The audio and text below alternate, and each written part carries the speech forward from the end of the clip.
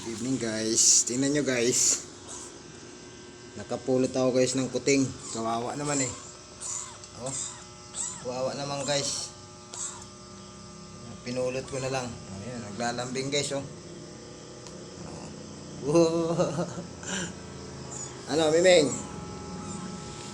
Guys.